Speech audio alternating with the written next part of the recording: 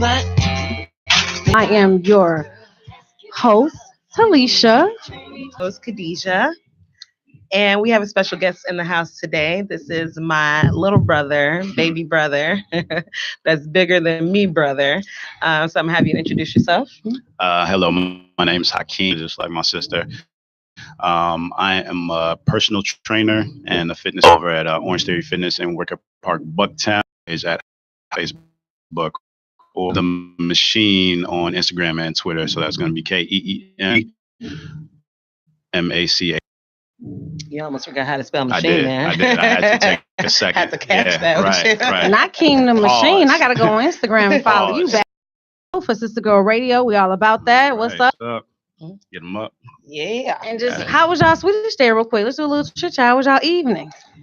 Oh, mine was uneventful. By myself in my Netflix bed, and chill by yourself, bro? which is fantastic. Yeah. You know, I posted a meme that Together. Oh, Lord. I ate some ribs. It was delicious. Uh-huh. Had a good time. all How right. was yours? Sounds like That laugh, though. Right, that laugh. Laugh. One of the best nights I've had in probably the past Okay. year. All right, there you wow. go. Shout Wanna out share to a my little night. bit? Good for you. After the show, it's the after party. So I'm going to go ahead and let Khadijah. This topic is very real and serious, everybody. So I just want to let everybody know. But the beautiful Khadijah is producing this show, so I'm going to let her go ahead. Around this word, and it's the N word. Okay, so we're gonna kind of dive into it and just pick it apart and talk about it. Definitely please call me 8953. We want to hear feedback, especially with what's going on in the world today. So I have my brother here because he is an African male living in this world that we're living in today. And just wanted to talk to him about his experience and kind of get like our viewers' experience and their feedback in regards to it. I know the whole older generation really hates this word because they lived through, right, the era where the derogatory and oppressive, stance against them. It was used to make Black people feel, just small, exactly, in this country, and it's still used in that way today. That try to still use that word, but what I really like is the fact that the hip hop community has taken that word back and they flipped it. So word IGGER is now is clowning or just chit chatting with someone. I love the word. I love to use it. I call my brother that all the time. Facts. Exactly. So, I just want to kind of like get everybody's viewpoints on it. So I wanted to read something real quick. I was reading the Huffington Post, and a woman wrote an article it's actually really amazing, but article, she quotes Talib Kweli, which is one of our more conscious rappers out there. And his song Woman, right? Talib Kweli raps. He says, she went from being called a nigga to Negro to colored to African American and right back to nigga. Powerful. That says a lot. We have kind of flipped throughout, the century and basically try to find a meaning, try to find a home for this word. And so anyway, I just want to kind of get y'all perspectives on that and go right to it. Right to it. Yeah. It's been your experience, like with the word. How do you feel about it? My changed. I want to say a lot from being to being older now. I want to say that when I was a kid, like we were all bad word, in grade school, like even the Black kids, like we weren't supposed to use it. Like nobody was supposed to use it because of the history behind it. But, kids would still kind of use it back and forth every now and then. But it was like, I feel like it was way more taboo than it is now. And that's kind of how my journey's been with the word. Like now, I don't know if I really buy into the whole narrative of, we flipped it and we took it back. I still think like the word carries, that weight because you can't take away years of pain and, and oppression that it brought initially. But there are two GGA version is just, it's almost like water sometimes. Like I still use it. Like I don't use it commonly, but like if I'm around my friends and we're being comfortable, we're have to react. Like if I heard someone who wasn't black say the you directed at African American, now like I'm not about to lose sleep about, someone who's trying to or whatever. Like if I hear the word, I believe that the intent behind it is what we should be looking towards. Yeah, I'll make sure that they don't just like get away with to be like, I'm not really about to get really pressed about it. Like I said, I'm not going to give it power. So what I do have a problem with is people who are not of African American descent using the word as commonly as we do, just because just another form of like cultural appropriation that they want to use as you made it hot. So, and rap has a lot to do with that, but I feel like I've been talking with the word so far, and that's where I stand on it right now. And Felicia, what's your take on the word? First of all, I have to actually being from Nigeria. Do you use the here? Like if I went over Nigeria right now, could I be like, "What up, my like," or would I be like, "No, I don't. You were there and I'm not from here," and I'd be like, "Man, passing that, or I was on the phone and I say, would I like everybody look at me or whatever?" Like it's not as common. It's not as common over there as it is. Does it carry a weight like our ancestors picking in cotton and being called that word to demasculate, just like we're called? I don't like white people call because that Earl should use it, but us if it's going to be Trump. like let me tell you an example. When I was at Beyonce concert, and please, I'm not trying to light skinned that one. Yeah. So this girl, Low B, hey, she filmed it. It went viral. Okay. All the way. They knew. Mm-hmm. Bro, I was like, because for you to they are not. Right. So it just, they know, you know what I'm saying? Like I know, like if Trump came out today, and that's just how I feel. I mean, like and all that stuff like that. Yeah. I'm not that type of black friend. Right. And that's just it. I can't hurt it's out there, but to death. Could you press that on button? All right. Right there, that big button. Thank you for calling Sister Girl Radio on IntellectualRadio.com. Who's calling? Yo, what's going on, everyone? This is Rick. Hi, Rick. What's up, Rick? How are you today? Yeah. Today, and I wanted to call in and chime in because it's such a but I got a question because I was faced with very similar with having to, I guess, kind of take this word on when I moved to the Northeast. So when we talk about has influenced this word and kind of taken, I had to adapt to Hispanic people and white people who grew in an environment where it was used as a term of pyramid, as a term of camaraderie. Like that was their world. That it was okay for them, and even black people in that area, is to the fact that probably in the country would have an offense to non-blacks saying the word. Up in the Northeast, everyone used it because that's where that hip hop era was born. Mm-hmm. So if you were in that environment, I'm just what would you?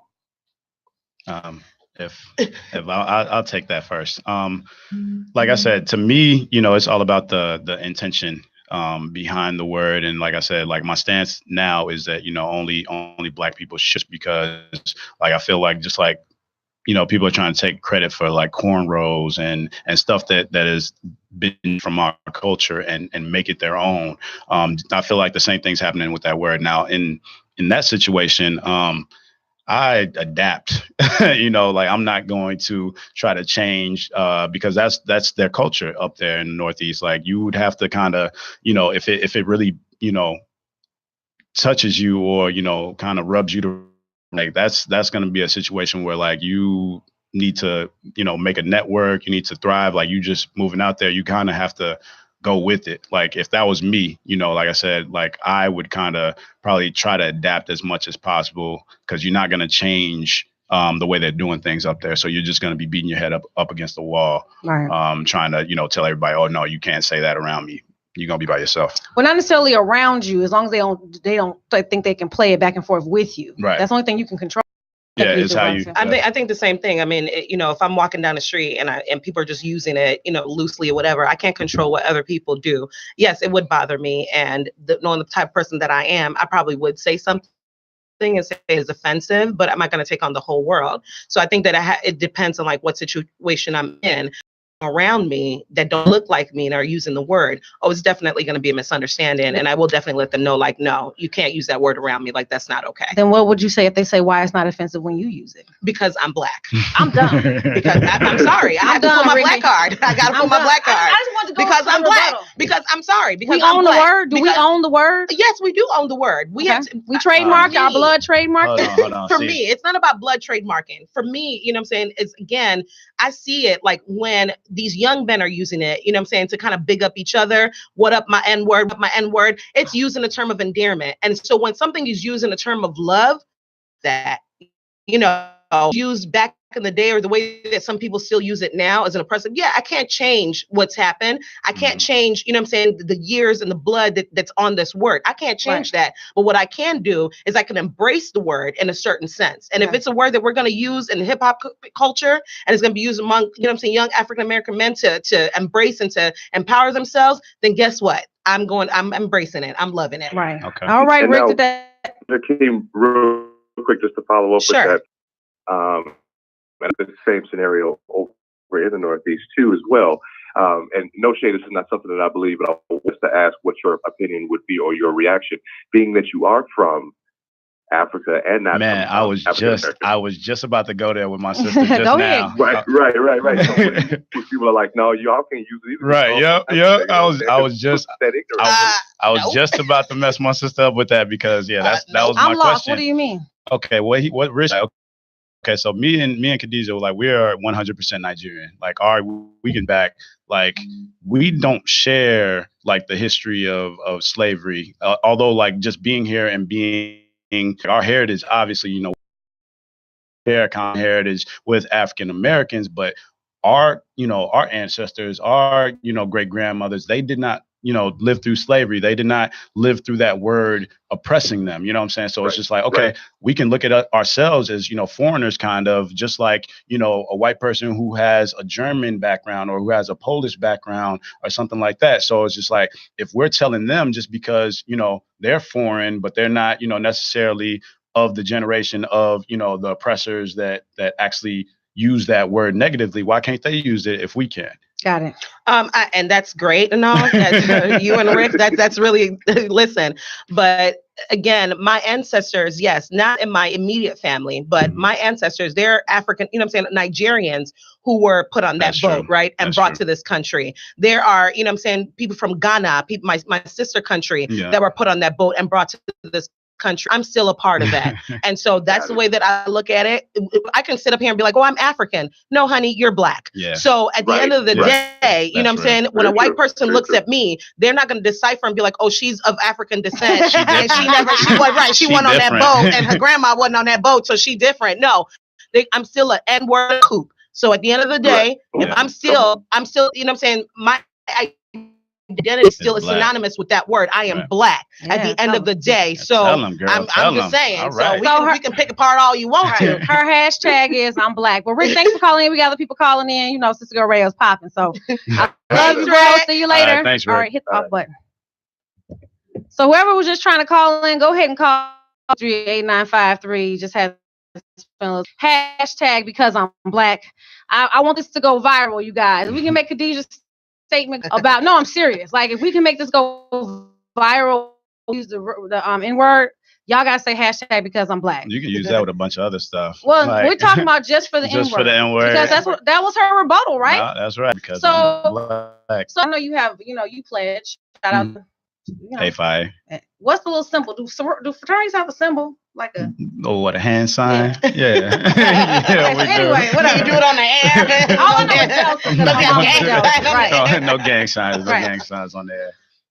So different cultures pledge and all kind of stuff like that. So if they just said it loosely, would you be like, you wouldn't, you in college, like, how did y'all do it in college and when you're pledging, or, you know? Oh yeah, no, you correct them. Not correct them. Oh yeah, no, yeah, down in Champaign. Yeah, in Champaign, Urbana.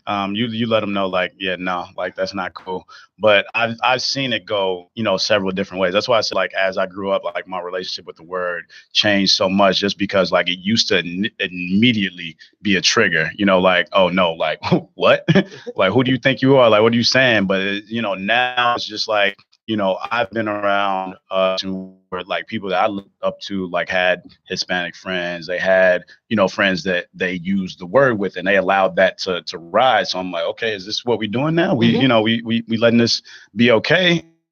And Eminem got a free ride card. Yeah, realizing. I thought M never has said the word on record, on his album. But you know he said it. No, of course. No, I'm saying you know him and Dre. No, I'm saying in the studio, but I thought on one album do you hear the word. Right. I thought that was like proven. I'm not sure about that. Right. Yeah. Offended if M said it? Probably not. Would you be offended if M said it? Why would you not be offended? Because he's a hip hop star? No, not even because he's a hip hop star, just because, like, because what the word means for him, you know, is totally different than that. And this is my thing, is like, once something like, you have to allow things to grow. You know, we can't keep it in this box. Like, okay, yeah, you know, it was a derogatory term, you know, used for Black people initially, and then we flipped it, so to speak, and made it a term of endearment, but just for us, just for our community. But then it's still continue to grow, just like hip hop grows, just like, you know, anything else grows. Like, if I would look at it like, okay, like, M was in Detroit, he had nothing but Black friends. You know what I'm saying? Like, they allowed him to use, Cheddar you know Bob. what I'm saying? Cheddar Bob, right? They allowed him to use, like, that was his norm. Like, that became part of his identity. It's not really for him, you know, trying to appropriate the culture when that is his culture. But even though you grew up when you knew you was the white boy out the crew. He knew he was white boy, and it probably took a while till he earned his Black card, so to speak, to be able to use that word. Right. So it's like, his Black card. Let's explore that. We're gonna explore that. I'd take that on, like, a case by case basis personally. Like, so I'm not going to knock him. I'm not going to, like, come at him and, you know, write up. I'm not going to be at him and, you know, write in his DMs or whatever. Like, I can't believe you used the N word or whatever. Like, that would be ridiculous. You know what I'm saying? Like, because, like I said, the meaning of the word for him, it's deeper than just like, oh, I'm going to be cool. Like, I want to say this word, as opposed to, like, the history that he has with it. You know what I'm saying? So that's what I look at it from. And it's just really, for me, trying not to allow myself to, like, I feel like we react to so much all the time. So it's just like, I'm picking my battles. Okay, Khadijah. Shout out to Earl Winfrey, our producer. He has a couple of comments on here. He says, you never hear white people say, "What up, my honky?" Mm-hmm. Is it okay because I spell it different? And is it okay for us to use it? You know how in the Black church you put up that one to walk out? Right. Well, answer the question, Miss Khadijah. I mean, you know what? Honky is just like, ugh. Cracker. You know, it's right, not. Who created that? Right, who did. We tried to. We want to be offensive to them. We say cracker, right? Or we say honky, and we try to, you know what I'm saying. But it's still, the word hasn't been bathed in blood. You know, there's no bloodshed over that word, and that word really doesn't hold any weight. It really doesn't. Okay, I put my Black power on. Say that again. It has not been bathed. Honky or cracker was never bathed in blood. So at the end of the day, it holds no weight. Yeah, it was something that we try to conjure up, right? Staying up in the field, right, amongst each other 100 years ago. To try to, you know what I'm saying, to try to come back, but it's still, it doesn't hold a weight as the N word. Because one, we were never in a position of power so like, for them to hear it from us, like, it, you know, you know the intention behind it, but it was never. You just came. No, I'm saying, like, no, and that's the whole purpose. She's absolutely right. Like, it never. Never carry any anyway. Khadijah, what you trying to blow up today? No, I'm just saying though, but it's the truth. Like, I'm posting that. I don't care how many times all my white friends out there shout out, but I'm posting the word cracker and honky was not bathed in blood. And put dash Khadijah Elijah. And we were, like Hakeem said, we've never been in a position of power, right? To be the ones who are oppressing. So that word really has no weight. And so Obama stepped into them doors. Even when he did. Did you think he would live to see that? I'm just saying, when he got elected, was that like our civil right personal moment? When he got elected, because I had a magnet at work that said from slavery to the White House. Like, are you glad that we can say that? Like, I think because, I was thinking last night when I was thinking about the show that not too long ago, there were, like, little kids don't know that you couldn't even drink out of certain water fountains. Like, we're not too far from that. Like, we was in New York, you sat in the back, but I sat in the front. And that wasn't trying to just sit in the front. I sat in the front because somebody died so I could sit in the front of this bus. And I do that mentally. Like, when I go vote, I don't know who to vote for. Like, I'm not really into it. I usually vote for the presidency. Don't say that out loud. I really don't. So I'm gonna call Misha, aka Black Panther, and maybe but I will walk into that poll room, at least pick somebody I do research on. Why? Because somebody died so I could do that. Yeah, that's right. Yep. So there are things that I know that carry blood that I do because in my mind we died to do those things. So when people like I don't vote, you die so you could vote. So there's certain things I think that they don't. But that statement, Khadijah, you just took the cake. Okay. So white people, when y'all call each other that, think about that. Like that don't carry no blood. So we officially are saying that this is our word. Is that the good way it's coming to? Because we all agree on that. For me, it is. And like I said, I respect. I'm saying, people who do not. Because the word actually, there's so many different meanings to the word, right? So the word Negro came from the Spanish, term, which means black, right? I'm sorry? The word's negron. Negron, exactly. It came from the Spanish word. It's derivative from the Spaniards. And so, and the word actually meant black. And then it got, twisted through the system, and then it was used in an oppressive way. So I understand when my older generation who lived through the civil rights movement, right, do not want to hear that word said, do not want to, do not look at it as a word of endearment or a term of endearment. I get that. And like, I have chills right now because people died. They said that word to someone and then they killed that person. They hung that person. They lynched that person. They did horrible things to Black people while saying that word. So I get it. I completely get it. And in no way I'm not trying to offend anybody. And, I'm of the younger generation. I'm a 7 to 9 baby.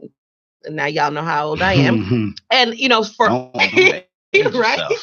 But for us, what I'm saying, and when I look at my brother, like, beautiful Black man, when I look, whatever. But when I, what I'm saying, for him, for his generation, and just like what we're going through today and what we're being faced with, and, stuff with being pulled over by police officers. And shout out to the good police officers that do this work because they love to do this work, and they're doing this work from people out there that don't love him because of the color of his skin. There are people out there that don't love me because of the color of this. He said, no matter how hard you work, no matter how many billions of dollars that you have, you will always be an N-word. That's what the song says, light-skinned, dark-skinned, rich, still. Right. I mean, we listen to that song, we sing along with it, but that's why when I say my brother-in-law is one of the coldest, I bother you about the brother-in-law. Do you hear what he says in that song? Yes. He's saying, that's why when Oprah asked him, why do you say it? He's like, man, it's just a word. But let me tell you, because Jay-Z still, him and his wife are worth like $1.9 billion. They could buy the earth. And guess what? When you turn on, he's still. What was the name of that owner? The owner of the Clippers. Do you remember his name? The ex-owner of the Clippers. Who? Which one? The one that got caught. The one that got caught saying with his mistress. Exactly. I can't remember his name. Was it recorded? No one. Yeah, it was recorded. No one can remember. Did he get fired? You guys. Let me tell you. So he's not fired because his money is still going to be long. To walk away. Well, no. He's still a billionaire. At the end of the day, he's still a billionaire. So this, if you guys, we can relive this a little bit. So the Clippers owner, and again, we forget his name because he's non-relevant. He's a non-time in lives, right? So I'm sorry, but he got caught. He was dating a woman who actually was not Caucasian, right? No. She was a mixed descent. A biracial descent, right?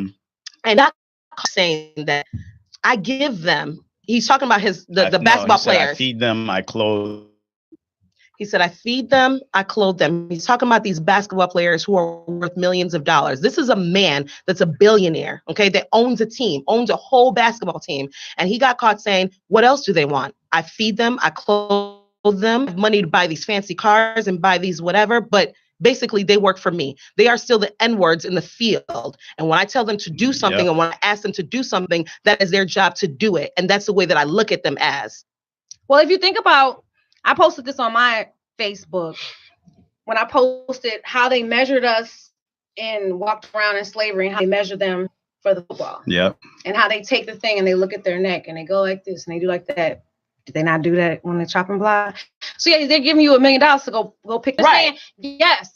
But I'm just saying what he said is absolutely correct, because you see us in the front, but who's in the boardroom? That's correct. Look up here, but look up here. Look up here. I know everybody top, and they were all white faces. Because she was trying to say like, well, we're here. We would say, but look up there. We not up there. Right. I told my friend the other day, I was like, tell your boss let you pick cotton in peace. Like, because we were the 2 Black girls, when we were working from home, we always got Skypes. Where you at? What you doing? How you doing? And we told our boss, we was like, you don't do that to nobody else. Walked away from us. Because what could he say? I said, we picking. I wanted to say that. We doing it right. And I know we're going to piggyback on this show and talk later. When I interview, I want to change my resume to T. Redmond. Why? Because everybody I've ever interviewed, when I meet them, they already know I'm Black. Mm-hmm. So when they're going through my resumes, I am Black. Yep. Already. Yep. So do I win? Is this my day to diverse the company? Or are you going to look at everything I've accomplished and all the things I've went through and all the schooling I've went through? I actually have a friend of mine who's going through that. No, that's fine. He's going through that process right now of changing his name. Like, not necessarily. What's his name? If you don't mind saying it. Justin Miles is. That's white. Yeah. Well, and that's another thing. That's why he doesn't want it. He wants to go Black. Yeah. I've never heard that. So going the other way. I want to say he wants the last name to be Sankara, and I can't. That sounds It has roots in Africa, and I can't remember what it actually, so that's what he wants to change his last name to. And I mean, I fully support it, and I get what you're saying about, like, Hakeem, Khadijah, both of your names are Black on paper too. But I'm fine with that. Like, you can look at that, and I love my name. So Khadijah, what about you? You can look at that. I love my name too. And even even if it's somebody in that position who still looks at us as, the N-word or whatever, that just means we have to work that much harder. I feel like my opportunities are cut. I agree with you. And and don't get me wrong. Have I put Taylor, on an application before? I have. Like, my middle name is Tayo. It's not Taylor, clearly. But have I? Yes, because in this field, I agree with, I hear you. Because isn't your sister's name? Her name's Toyin. So it's nothing added to her middle name. That's her first name? That's her middle name. Yeah. Right. So you don't have to expose her first name, but does she do that on purpose? No. Like, that's just the name that but Toyin is not, people kind of be like, oh, where's this name come from? But I'm just shout out to Toyin, by the way. Hey, T. But when people see Khadijah, yes, they already know that I'm a Black, pronounce my last name. And when they talk to me, they have to kind of decipher, like, is she white or is she Black? Like, I've gotten that so many times before. Like, your name is ethnic, but, you don't sound ethnic. I actually had someone tell me that before, and I was like, what does that matter? So have I considered changing my application to Taylor? I have. And I get where you're coming from, because it does cut my chances in half. But I love my name. I love, it has great meaning behind it, and I love what it stands for. What's the meaning? It just means born before your time. And Hakeem, what does your name mean? The wise. Yes. So talk about the night that I had a great time at the club with Hakeem and the guy. I think you want to talk about that. So please, can I tell the story? Yes, please tell the story. Because it gave me my entire life. So we're at the club, bottle full of bug. The gentleman walks up, and I don't know what he said he did and what you do, so I'm just gonna kind of, but so he's like, and I'm a lawyer. And Khadijah hit him like, they went master's degree to master's degree. Like, what's up? He's like, why you hit me with the why? And I'm going to do a show about this later. Men are intimidated by educated Black women. Why is that some men with Black women, I do agree, some Black women do need to be more submissive and let a man lead. But you have to be something that we want to lead, king, and don't wear the crown. So that's how I think a lot of Black women come off as. Why? Because I posted on Facebook, I don't get a little off the thing. What do men want? Us to be quiet. I said, y'all want to date a mute? Like, if I can show you, it was to just cook, clean, and shut up. That's all we supposed to do. Well, then you go get Becky with the good hair, because I'm never going to just cook, clean, and shut up. But get back to the story. So the guy was basically, why did white girl because you just simply said what you were and you didn't, man, what's up, Joe? I'm a psychologist. Like, why do you feel he even hit you with that? Because of the way I speak. I think that people, again, they talk about the way I speak. I'm always the white girl. I'm an Oreo. I was called a white black girl. On the outside. Well, so was I. But the thing is that, like I said, I come from, I came from Nigeria. And when I came here, I was 8 years old and I had an accent. I had a Nigerian accent. And so we were colonized by the British, right? That's another oppressive thing. But we were colonized in our own country. We were still allowed to live in our own country. So I think that our view is kind of different a little bit. And so, again, my English is always going to be, I'm educated. At the end of the day, I am not going to apologize for that. It takes something away from me. This is how I speak. I'm not speaking like this to mimic someone, just like Jay-Z was saying, the same thing with him. They're like, why are you hitting me with the white boy? And he's like, dude, I'm educated. At the end of the day, there's nothing wrong with being educated. There are different dialects, in this world, and Ebonics is a dialect. And I think that we need to look at it in such, right? Because it's like we speak pidgin English. That's what we call it. Pidgin English. It's like broken English in Nigeria. When we were colonized by the British, we were taught to speak like proper English. But before we were colonized by the British, we spoke broken English, and we call it pidgin English because it's like using Nigerian words, but then using like some American words, but not used appropriately. So kind of like Ebonics to a certain extent. So a dialect, grew from that. And so I think that people, when you're in a certain subculture, you tend to mimic that subculture. And I think that people think that because I'm around Black people, I got to be like, I got to hit them with the whatever. And I've adapted, She tried to talk hip hop. I've had to survive because I had to survive. I had to survive. I had to adapt to survive. So on the weekends, I was that kid, like, what up? Blah, blah, blah, blah, blah. And then during the week, I was the straight-laced kid that was whatever. But this is my speaking tone. So I think that he thought I was trying to be something that I wasn't. I think he thought that I was trying to be. You're putting on air. Like I was trying to put on air, like trying to front on him. I think that's what he thought I was trying to do. And how long did your friend laugh after this happened? Well, Talisha, you did laugh like for an hour. So then later on, he came back, and I guess it turned her off because he wasn't. I want you to read that question. He wasn't somebody you wouldn't want to wake up to in the morning, but you was just like, no, I'm straight. So, right? Is that what turned you off? What's that? Oh, I'm sorry. No, I mean, what turned me, I wasn't even turned off. Lawyers don't make $10 an hour. They don't, but I think he was turned off by me. So y'all did a challenge with the master's degree. I was just trying to be cool. No, I don't know. They did a master's degree challenge, and I think you lost. I think I did. Yeah. But shout out to our viewers out there. So if you want to call in, the phone number is 708-223-8953. We have call us back 708-223-8953. We have a Facebook question. I'm going to let Khadijah read it. What's the Facebook question? Right okay. Here. I'm not sure if this is a quote or comment. It says, started to DJ Marcus, your vote doesn't count. The president is picked by the why can I talk today? Electoral College. Hillary won the popular vote of the people. You can Google it. Do you really think that they gave us, or they had a change of heart and love us all of a sudden? They gave us the right to vote because they knew it wouldn't matter, and they still could control us by the laws that they make. Wow, that's powerful. Ooh, bro, I want you to call in. You know what I want? I want to pinpoint something that I read because I try to do my research.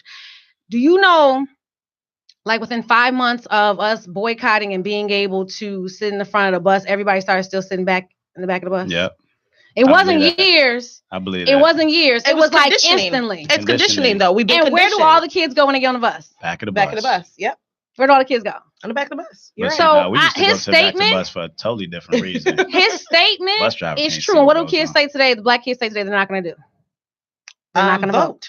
They're not going to vote. So if you could call in, DJ, shout out to DJ Marcus. If you're still watching, we would love for you to call in real quick and give a comment. But that statement was very powerful. I agree. Do you guys agree? I agree. I hear you. They were tired of hearing our mouth and just did it. No, I hear you. And we can't let that stop us from voting anyway. I agree. I hear you. Right. I hear what you're saying. I do. And I feel that deep down inside of my soul. But we can't stop that from what, I'm saying? look at the civil rights. Look at what our ancestors did. They were sitting in chains. They were bitten by dogs. They were spat on. They had hoses turned on them. They were beaten. They were, thrown in jail and persecuted wrongfully. Malcolm died. Right. Martin Luther King was executed. These people did that. They fought hard so we had that right. So regardless of what they do with it, people fought for us to have that right. And because they fought for that right, out of respect, we will still continue to do it. And we can't say because, they're just, they're giving it to us, but they're still doing what they want to do. It's like we never thought Obama would be in office. And if we stand together, if we, as Black people, if we stand together and realize there is nothing that we can't do. Amen. I'm sorry. Why did they want us not to read or write? Because we would have took over. Exactly. That's right. So they know what they got on their hand. So I like to piggyback off his comment. No, I definitely hear what Marcus is saying. But that's gonna take us down the whole conspiracy theory tangent. Yeah. Like if you think about really controlling the country. The country company, however you want to look at it, it's all political. The presidency, everything that happened, laws that are who's in power, lobbyists that are, in order to even win a presidency, you got to have money. You could be the best person for the job, but if you don't have somebody backing you, and where does that money come from? And that money comes with ties, right. So now you owe people when you get into office. So it's all corrupt. So I used to have respect for Abraham Lincoln for freeing the slaves and all that, and then what happened? And being assassinated. When I really did it, political. It wasn't. I don't have an Abraham Lincoln vibe anymore. He did it, but it wasn't it sounds good because he was because I was watching Murder at 1600 Street or whatever, and the guy was like, a presidency is not a person, it's the institution. So we see this person sitting here, but there's a lot of back stuff to things. That's and right. They're sitting a lot of meetings. Is just a figurehead. And a great 8 years keeping his nose clean, but I just, I think he was assassinated for it, but I don't think that deep down in his heart he cared because there were slaves in the White House. I don't think that he was just woke up one morning and was like, these people need to be free, and do that. So that what this guy is saying, I'm just saying a lot of things, he's right. A lot of reasons why were just to make things. He wasn't going to win that Civil War otherwise. Right. That's really what it was. He wasn't going to win. You talking about Lincoln. Yeah. Yeah. He wasn't going to win if he did. Watch this movie called make that condition. Yeah, I watched this movie called Queen, and if I don't know Alex Haley, she was mixed, and they still didn't care if you had blood. And she was like, "So, Mom," she was asking the mom, "So, Daddy's gonna fight so we can stay slaves?" Wow. Because they knew you didn't talk about it, but you knew who Daddy. So we can stay slaves and she just looked at her and I'm not saying that was an actual conversation, but I'm sure somebody said something like that. So it was whoa, I just can't believe y'all went to fight and then put us in the front row. We can sit here to Christmas and keep going with this N-word. But I get it. My conclusion to this all is should nobody but us. So hashtag to 2 hashtags because I'm Black. And Cracker and Honky don't have blood on. Am I quoting you verbatim, Ms. Alaka? Almost. I wanted verbatim when I posted. But yeah, okay. I know we got to get ready to wrap it up. But that's my final view on it. Sometimes I do feel bad for using it, and then sometimes I don't. But you can't use it with me. Just know. If you're not my friend, if you're not, because I will say something to it. If you hear, call it, or if a white person say it to another Black person, I might say something. That's just how I feel about it. Khadijah, you the bomb today. What's going on with this show is amazing. I think you did great. But I want your final thoughts on it before we wrap it up. Sure. And shout out to all our, Caucasian white viewers out there. Not a show to kind of demean anybody or to, we're speaking facts of things that have happened. And unfortunately, these things are ugly, right? These things, did happen to us. And, and hopefully we can all come together, as one. But for me, also, my viewpoint on the N-word is I'm going to continue to use it. I don't feel bad when I use the word because I use it as a term of endearment. I use it, when I'm around my people, it makes me feel it's like there's a community when I use that word. around me, there's a sense of community, and I'm okay with that. And I think that a word that has been, used again in such a way that it just it should never have been. The word, it does mean black. I'm kind of saying, what up, black? You know what I'm saying? And I say that too sometimes, and that's okay, because black is beauty. My skin color, I love my skin color, and I hope that all of you that are the same skin color love it, and I hope that we can embrace each other and we can take it back. So if you use it or you don't use it, and I think that everybody has a right, you know what I'm saying? Everybody that's black has a right to either use it or not use it. But I do agree with Talisha. I don't, I feel a certain type of Asian friends use it, or my Hispanic friends use it, because I can say I'm saying I can't say the SPIC word to my Hispanic friends, so don't use that word around me. I think that people should just, I get it's taboo. It's a word that, and I feel like everybody just wants to jump to use the word. But I think you need to check yourself, educate yourself on where the word comes from, and then realize that, you know what, I can't use it with my black friends. That's okay. I can't. I mean something, and they want to do it that much more. You know what I'm saying? So I shout out to all my white friends who even told me, because I told you, if you slip up and say the word singing a song or whatever, I'm gonna look at you funny, but I'm not gonna flip out and try to end our friendship or nothing like that. But shout out to all my white friends that, out of respect, know not to say the word around me. Like I said, I still feel like only we should be able to use the word. But like I said, I understand that things need to be allowed to evolve. So I'm gonna sit back and watch and see where, in the next 10 years, we're still talking about what the N-word means and what it's become from then, as our cultures start getting, more and more blended, and, we start becoming more and more of a melting pot, so to speak. But words have power, but they only have the power that you give them. That's what I'm gonna leave y'all with. Thank you so much, Hakeem. It was a great. Before we go, shout out to your social media so anybody can reach you or whatever. Right. You do personal training, so go ahead and get that plug in. One last time, right. So I am a certified personal trainer as well as a fitness coach. So if you want to check me out, you can come to my fitness classes in Wicker Park at Orange Theory Fitness. And then you can follow me on Instagram or Twitter at Keem the Machine, which is KeemTheMachine. Once you can see, I almost messed it up. Keem the Machine. If you want to reach out to me, via those avenues, to get that workout in. And I better not see any of my friends in his Instagram or any of his DMs. Right. Do not slide into his DMs. I will cut you. So. Why not? Because you can't. Oh, you said your friends. Yeah, my friends. That includes you.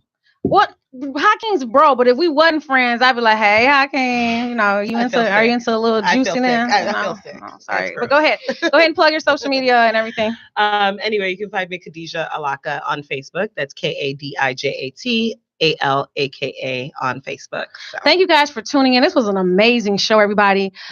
My social media on Facebook and Sister Girl Entertainment on Instagram. So we will be back. Just want to thank everybody for tuning in. This was an amazing show. If you have any questions or comments, go ahead and post them and I can get them over to Khadijah. So as always, thanks for tuning in to Sister Girl Ray on IntellectualRadio.com. You guys have a great, blessed week. Yo, Morris, you ready?